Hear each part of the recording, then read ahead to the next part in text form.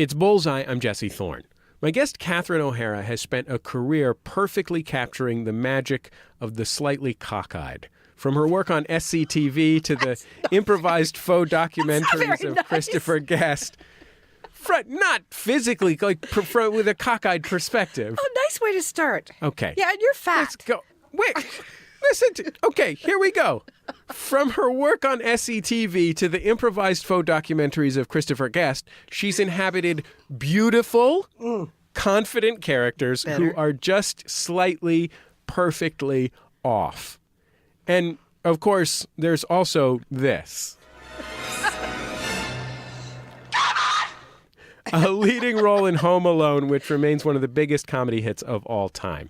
Here she is with her former SCTV castmate Eugene Levy in a scene from Best in Show. She and Levy are hosting a birthday party for their Norwich Terrier, and they're singing a little Norwich Terrier song.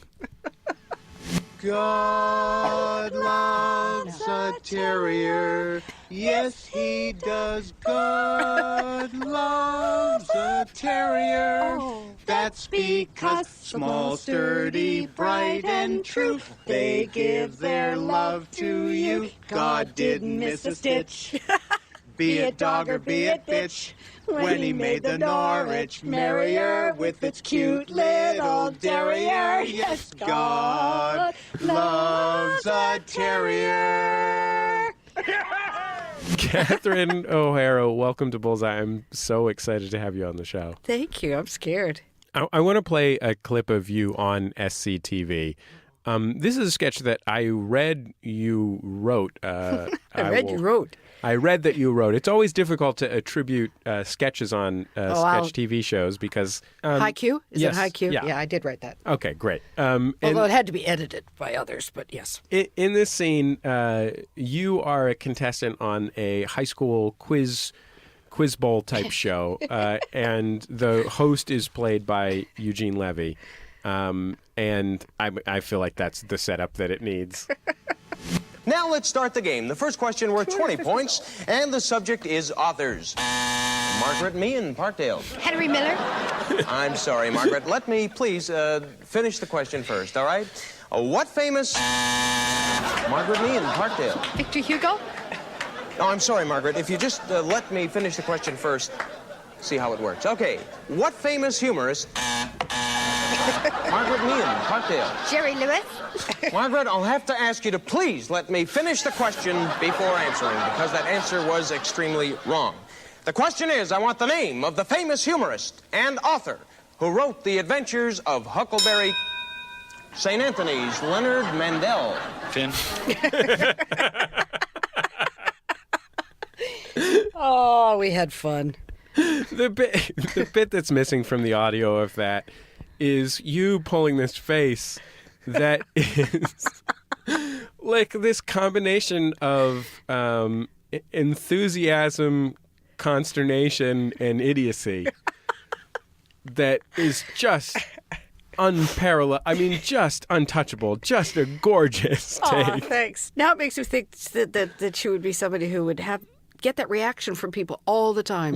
People are always telling her, shut up, wait, stop talking, but she cannot stop herself, ever. And that's a wonderful thing to watch. Oh, I don't think you can lose with, and I'm not saying that's totally in that character, in that category, that character, but you can't lose with stupid and cocky.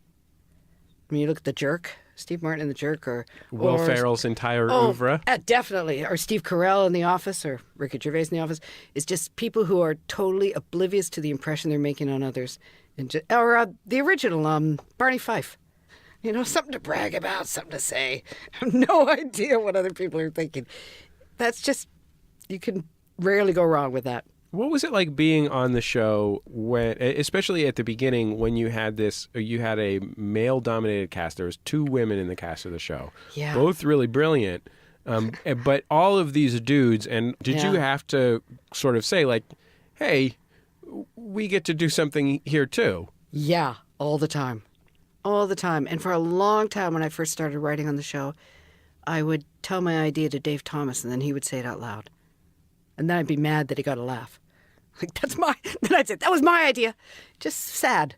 And also Andrea and I keep saying this, the producer hates this, but it's true. We got paid less as writers. We all came from Second City Theater where we all wrote the material, but somehow the two women were paid less than the men.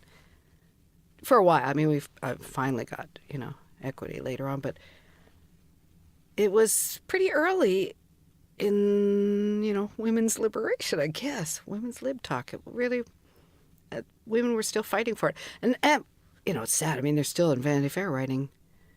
Well, not Vanity Fair generally, but they let that poor fellow write that article about women not being funny. And I remember at the time, somebody had written in a Toronto paper a story about how women aren't funny, and one of the guys put it up on the board, and they would point, Andrea and I would give an idea, and they'd point to that article. So, Jeez Louise. It was a different time. It really was. Did you have to change the way that you approached working on the show because of that? Did you have to think about what you were doing differently, like learn to be the person that says your idea so no one else can take credit for it? And yeah, absolutely. I mean, Dave was helping out by repeating the line. I guess he got the material on the air sometimes. But yeah, eventually I got stronger and stronger and realized, wait, this isn't right. What am I being so wimpy about? And I've got some material here. I've got ideas like everyone else. I should just not, it's so sad to be self-conscious or insecure. It just gets in the way of life. You're listening to Bullseye. I'm Jesse Thorn. My guest is Catherine O'Hara, the actress from SCTV, Beetlejuice, Home Alone, and so much more. I want to play another clip from SCTV. There was a recurring sketch on the show called Farm Film Report, hosted by Joe Flaherty and John Candy. They're two farmers wearing, flannel shirts and overalls, and they interview celebrities on the program, and then at the end they explode the celebrities. Using explosives. And on this episode, or in this version of the sketch, my guest, Catherine O'Hara, is being interviewed as Meryl Streep. I'm talking about none other than Meryl Streep, actress, mom, and all-around good looker. Woo! Thank you, Big Tim Billy Saul. I'm really glad to be here. Meryl, for such a great actress, you sure are pretty. In an unusual kind of way. Yeah, you got what we call offbeat good looks. Yeah, you're pretty. Pretty, in an offbeat kind of way. Well, thank you. I like to think of myself as a serious actress with offbeat good looks. Well, now, Meryl, you know that Billy Saul and I, we just love to see people blow up in films. Yeah, blow up good. Yeah, and you never blowed up in a film before, have you? No, I've been in a lot of films, and I've cried a lot, but I haven't actually blown up, no. Yeah, every film I ever seen you in, you was either crying or blowing your nose. Well, what's interesting to me about it is, when you're picking people to parody, some of your other characters you were picking. I mean, you did a sort of lounge singer character. That's something that you can see what it is about that person that you blow up. Not. I use that just because it was at the top of my head, but I mean, like why Meryl Streep? Yeah, like Meryl Streep is obviously Meryl Streep is and was a brilliant actress, a major celebrity, and so forth. Yeah. But you don't look at Meryl Streep and think like, oh man, the funny mannerisms I can enhance. That's why we were laughing about it. And why blow her up? We all loved her. But no, and I think if you write the scene, then you probably write it because you think you could do that person, or you think there's a possibility, or you've actually worked on it already. But I did not write that. Joe and John would write them. And they said, what about Meryl Streep? So then I quickly looked at some Kramer versus Kramer. So that's why I have this soft voice, because that's what sort of where she was playing her voice in that movie.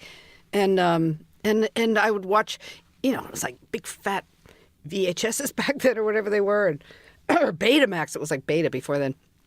And you'd be begging production to, can you get me Kramer versus, can you get me something. It wasn't we didn't have the internet, so it wasn't all available.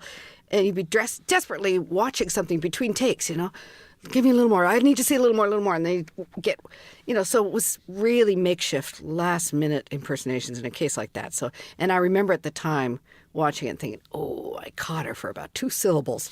And the rest was just flailing. Well, what I like about it, you did the same sketch as Brooke Shields, another really great one. I just watched it this morning. Brooke Shields is another. I mean, Brooke Shields, especially especially at the time, like her main primary qualities were being very good looking and not having a very strong affect, like just like being And being with her mom. At Yeah. the time, it was all about her and her mom. I did do her once on the show, and Rick Moranis played her mother. We were interviewed together. And at the time, you would just, when you're, we'd write these shows pretty quickly, I think, and we'd just kind of log as much material as we could and then shoot it. But you'd go on anything. And at the time, Brooke Shields went on Johnny Carson on The Tonight Show, and she did a trip going on. And, of course, no one expected her to do it on purpose or to be funny. And so they were all like, oh, my God, are you okay? No, I did it as a joke. Are you all right? No, I was being funny. She could not convince anybody that she had. She convinced me. I believed her. So we used that in one thing. You just would, anything you could grab at the time. What I like about your characterization in both of those sketches is that you take these sort of like beautiful, elegant women and you play like you let them be beautiful and elegant, but also like what if they were beautiful and elegant and also had 10% complete madness? Just like you can see the madness. That's not even right a what behind. if, is it? That's not even a what if. You don't think that's just the fact? I went to Brooke Shields' house one time No. to shoot something. I wasn't Brooke Shields wasn't there at the time, but I'll tell you what there was there at the time. A lot of pictures of Brooke Shields. Really? Just wall to wall picture. And she's a beautiful woman. I mean, I'm not gonna say she shouldn't have pictures. If I look like Brooke Shields, my house would be full of pictures of me. Was it her house or her parents' house? It was her house. It was her house. Yeah. Aww. There was a naked See how picture of excited her. she is to get her picture taken? There was naked pictures of her in her house where she lives with her children. No. Yeah, that's true. What's wrong with a naked body? No, well, nothing's wrong with hers. I'll tell you. Nothing. If I had She's a that, good-looking woman. I'd wallpaper. Well, that tells you she's grateful. You left SCTV before it was finished. Why did you decide to leave? I swear it was to try to meet somebody and maybe get married. Really? Yeah. That or maybe I'm just lazy. It was too much work. I don't know. I did feel that way at the time. I remember really. By that time, Andrea was married and had kids, and the guys were, I think most of them were married, and that was my life. That's all I did. And I guess it hit me or slowly hit me, slowly smacked me. The fact that, okay, and then what? Then what are you doing? This is going to end at some point. What are you going to do? I can only imagine how all-consuming it was. I mean, you know what I mean? It was all-consuming, but it was great. And at that age, I've often thought since that early 20s is just a perfect age to be doing that kind of material. You're not, for the most part, you're not married. You don't have kids. You have all the time in the world to devote to that. I mean, it's perfect as a job, as a boss, to hire people that age too, right? And you're also young enough that you're cocky, really cocky, and you believe you could do the world better, do everything better and smarter, and that you have a great take on why things are ridiculous. And, it's just a great, cocky, fun time to be able to do that kind of work. Usually when people leave a job like that, they leave it because they think they're going to be a star, right? Am I mistaken in thinking that? I think they do, probably, yeah. They think, this is holding me back. No. Well, this is lame. But after I quit, went to a party at Marty Short's, and he put together like a reel for me and started showing it at the party, and all I did was weep. It just made me cry forever, like that I'd left this, that was my life, and I'd dared to leave it, and now they were showing me that I'd made a mistake. It was such a weird emotional time for me. Yeah, I really wondered where my life was going, I think. It's Bullseye. I'm Jesse Thorn. My guest, Catherine O'Hara, is an Emmy-winning actress who's maybe best known for her delusional but charming characters in Christopher Guest's ensemble films, including Best in Show and A Mighty Wind. She also starred in Beetlejuice and a little movie you might have heard of, Home Alone. What was it like to be in the position where all of a sudden you didn't have something running your life? I just kind of holed up for a while. I bought a house in Toronto. So I thought, okay, well, I'm not married. I don't have anyone. I might as well do something with my money. I was getting killed in taxes. I was getting audited all the time. I was like, what have I done here? It's because I wasn't playing the game. And there was a period there before I did Beetlejuice where David Geffen got my home number and would call me at home. And I was like, who is this guy? Really, I'm still so ignorant, but really ignorant at the time. Like, who is this? He said, I got this movie, because he was one of the producers on Beetlejuice. I got this movie and you should come and do it. Yeah, okay, I gotta go. It's just lame ass. I'm lame ass. So then finally, I don't know. I was really, I got myself to the point where I was kind of depressed. Like, what am I doing with my life, really? Now, okay, I quit that job. I was having fun. I was working really hard. I was consumed by something other than my own head. And now I'm just sitting around.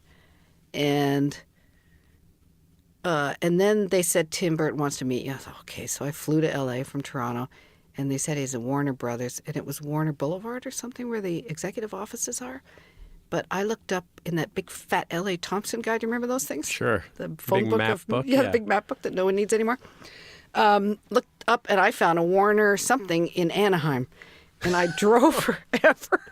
Which is an hour and a half from Los Angeles. And I did not have a cell phone at the time, so I'm just driving and driving. I don't know LA at all. I'm on some freeway going somewhere. And I'm thinking, okay, whoever this guy is, he is so far from showbiz. I don't think I should be trying to work with him. Yeah. Then finally I pulled over somewhere and phoned an agent. They went, no. Told me where it was. I got there and there was a note on the door. Sorry, it's a way long story that finally I was pulled out of my house in Toronto by Tim Burton, because then luckily I missed that meeting, and he left a note on his door saying, I'm sorry, I waited as long as I could. Maybe some other time. And I guess they couldn't find anyone else, so they offered it to me. And I debated forever, and then finally went to L.A. and did Beetlejuice, which was great. That's amazing. Love that movie. And met my husband, who designed the movie. In between when you left SCTV and Beetlejuice, which is like 1988 or something like that. It sounds about right to me. Yeah, is that right? Wow. In between those two things, you did two movies. Yeah, I did After Hours in there, didn't I? After Hours, which is an amazing. If anybody hasn't seen After Hours, it's a really wonderful, hilarious, amazing movie. Yeah. Scorsese. With Martin Scorsese. And you did another movie directed by Mike Nichols. Heartburn, yeah. Which... I should be so lucky. Right. I mean... I know. It's a remarkable thing to think you weren't working a lot, but you did take an opportunity to work with Mike Nichols and Martin Scorsese. Yeah, poor me. Okay, I'll leave the house and work with them. Who are they? All right. Yeah. I haven't seen Heartburn, which actually my You haven't? producer Julia was just telling me she just watched and loved. Nora Ephron, God bless her, wrote it. Yeah. I want to know, did Meryl Streep know about you doing Meryl Streep when you were on that movie? Yes, they put it on a loop at the wrap party. Honestly, on a little monitor in the corner. And she came up to me and said, I saw what you did to me. She's been loving and friendly ever since. Every time I run into her. In a pretty narrow period of time, you were in Beetlejuice and Home Alone. And Beetlejuice was a big hit. Home Alone at the time was the biggest hit in comedy history. That's the biggest thing I've ever been in, yeah. What was it like to be in that? Did you think, oh, now I should be a movie star of the next Home Alone thing? You would think. No, I don't. I can't. I don't know. I can't think that way. Did you pull back from it? Did you think like, oh, I never felt it had that much to do with me. You know, I was in the movie and I played the mom, and that was great. But it was about Macaulay, and it was about the writing and the directing, and it was just about the whole thing. You know, and I was proud to be part of it, definitely, because not only was it a big moneymaker and still plays, but it's a good movie. Did you ever want to be a movie star? I would like good roles. Yeah, I would like good roles. Was there? But I don't. Do I need more fame? No, I get just enough. Thanks. Really. The reason I ask is because I think of that time in your life, and I can think of few people as, this will sound like some kind of ridiculous flattery, but who are as funny as you are and as good looking. And I think it had to be a choice not to pursue that, not to want to be front and center in stuff. It was either a choice or just ignorance, or I was being guided. I'm happy where I'm at now, and I'm lucky to still work. And so it worked out. But I definitely, blew off a lot of opportunities. Agents that I would meet. I mean, really big agents who represent really high-powered people. And I'd look at them and just, I don't know if I like that shirt he's wearing. just... To be fair, I mean, Stupid. really high-powered agents who represent really important, powerful people are often creepy, weird dudes that you wouldn't want to talk to. That's one of the things that makes them so successful, right? Isn't that funny? They're weird sociopaths. But they were good people. I apologized to 1 year later. I did it at a party, at a Vanity Fair party. I went, okay, you wanted to represent me. I just want to say I'm sorry. I didn't understand who you were or what you were doing, okay? I just want to say now thank you for caring and trying to represent me. One of the really wonderful things in your career, I think, is that you got to be in these in this series of Christopher Guest movies. Yeah. Along with, among others, Eugene Levy, who you'd worked with for so many bajillions of years. Yeah. And all of the other amazing people in those films. When Waiting for Guffman came up, how did it come up to you? Did Chris Guest just call you and say hey, I somehow got $2 million or whatever it was, and we're going to make a movie? No, he didn't call. It was all through the agent, and I resisted forever. Did you know it? Yes, I'd met him. Oh, I liked him. Yeah. I just didn't get. I'm not that bright, obviously. I didn't get what he was going for. And I guess there was no real script there was no script at the time. See, I think I'm guided more than it has anything to do with my brains. You got a couple of really wonderful scenes in the movie, which is obviously a big ensemble piece. If folks haven't seen it, I feel bad for you because it's real funny. But it's a big ensemble piece. And one of the scenes, probably your biggest, most crucial scene, I can't play on the radio, so I'm going to play. I'm going to play this other scene, which is also wonderful. The movie is about a small town amateur theater production, and this is you and your husband in the film, played by Fred Willard, auditioning for it.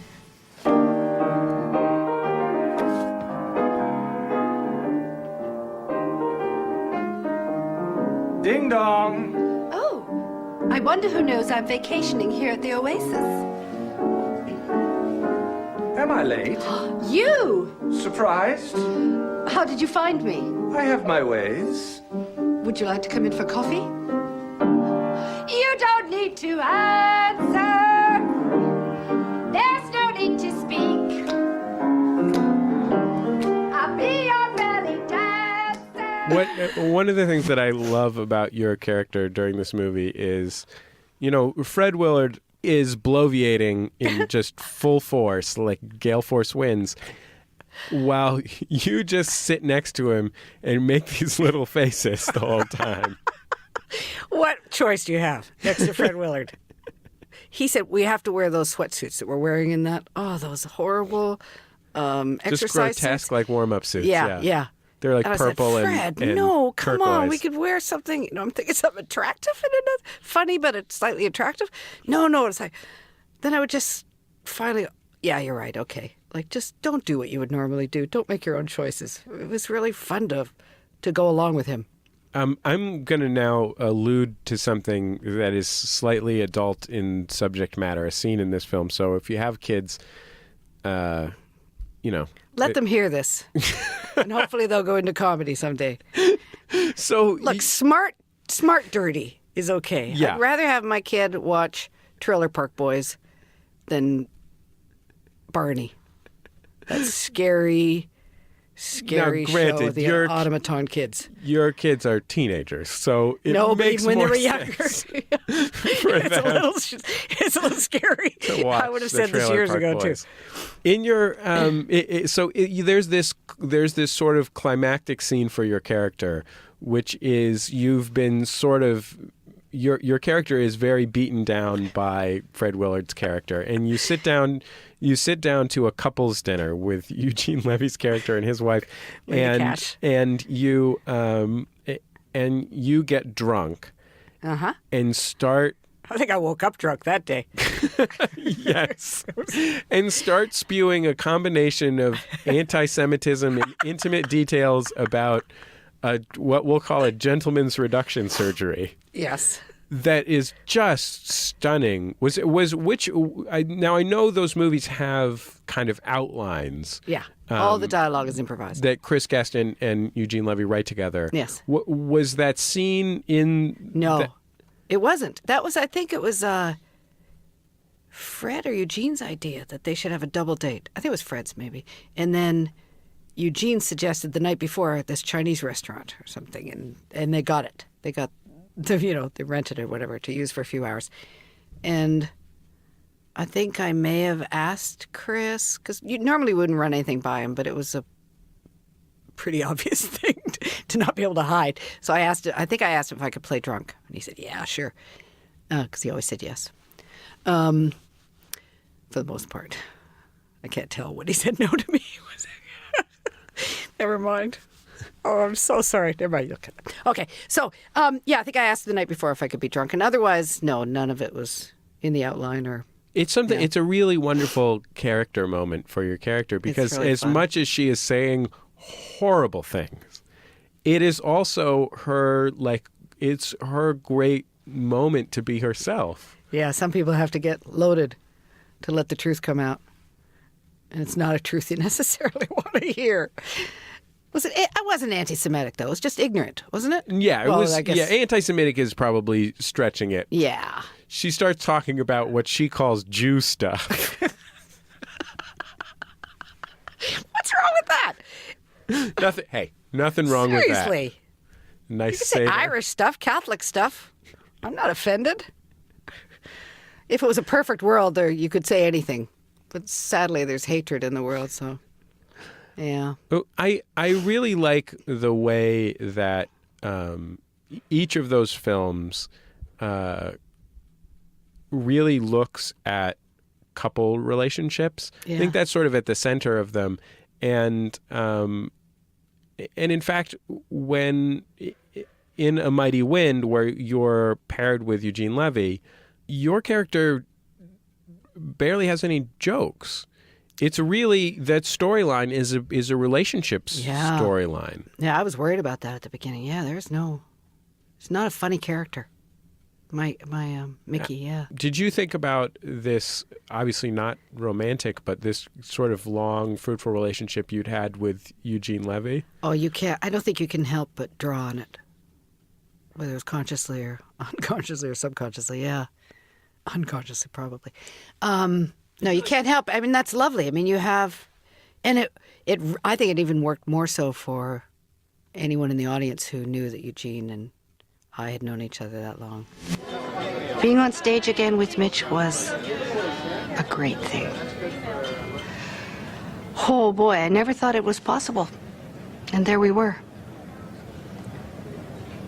Just wish he didn't take things so seriously.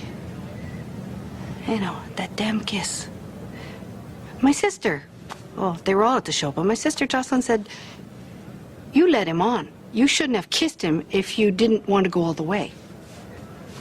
And what great thing about improvising these kind of movies is you really help create each other, you know, by the way you treat each other and by what you say about each other. It's like, you know, in my mind, I'm going, oh, that's who, yeah. Oh, so I'm that person. Oh, I did that kind of thing? Okay, that changes who I was thinking of. Do you know what I mean? You really can affect each other that way. And, when Eugene started shooting, he got real nervous about how he was playing it. I think he really got into it, so it made him feel ungrounded. You know, he had this idea that he was just beautifully talented, but had some demons or angels who were confusing him. I've never been in better headspace. I'm writing poetry again. I'm going through a very prolific phase. Little Brian Wilson-y. There you go, yeah. But he got really nervous, and I think that's where I would say our old friendship came up, that that I had the ability and nerve to say, Eugene, no, this is beautiful. Don't be afraid. Just stay with this. And it was like I was there as Mickey. I'm with you. I'm so with you right now, So I guess that's where it came in more, our friendship. Well, Catherine O'Hara, I sure appreciate you making the time to be on Bullseye. Oh, I'm sorry for my long answers. Oh, not at all. It was an honor to get to talk to you. Oh, no, for me. Thank you. Catherine O'Hara from 2013. Check out pretty much any movie or TV show she's been in. She is great in everything. What a joy that woman is. She's currently starring alongside Eugene Levy in the CBC show Schitt's Creek. That's SCHITT. Just got picked up for a 4th season. You can catch it in the United States on Netflix and on the TV network